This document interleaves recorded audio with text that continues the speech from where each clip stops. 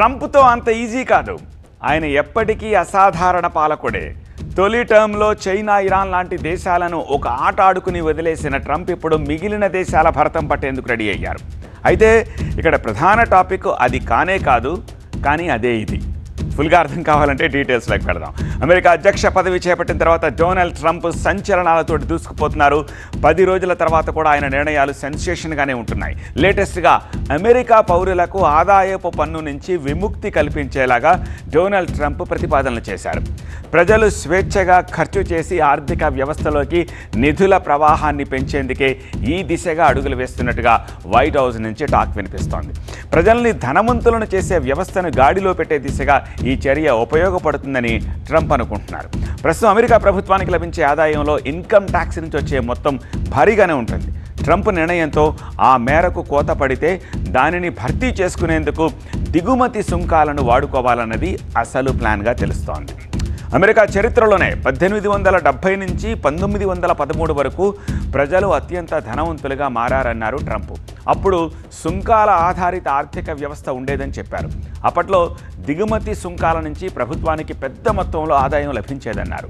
America తక్షణమే తన వాణిజ్య వ్యవస్థను మార్చుకోవాలి అంటున్నారు ట్రంప్. ఉద్యోగులు, కుటుంబాలను రక్షించేలాగా చర్యలు తీసుకోవాలన్నారు. ఆల్రైట్, ఇన్కమ్ ట్యాక్స్ రద్దు చేస్తే ఆ రేంజ్లో డబ్బు రావాలంటే ఏం చేయాలి? ట్రంప్ ముందున్న ప్రధాన సవాల్ అదే. ఒకటి, అమెరికా తయారు చేసే వస్తువుల్ని బలవంతంగా అమ్మాలి.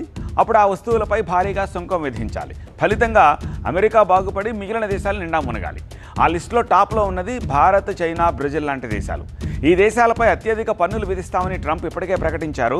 తమ నుంచి చైనా భారీగా పన్నులు వసూలు చేస్తోంది అంటున్నారు. ఇక భారత్, బ్రెజిల్, ఇతర దేశాలు కూడా ఆ పద్ధతిని అనుసరిస్తున్నాయి అంటున్నారు. మనం అలా జరగనీయకూడదని, అమెరికా ప్రయోజనాలు అన్నిటికంటే ముందుండాలని చెప్తున్నాడు ట్రంప్.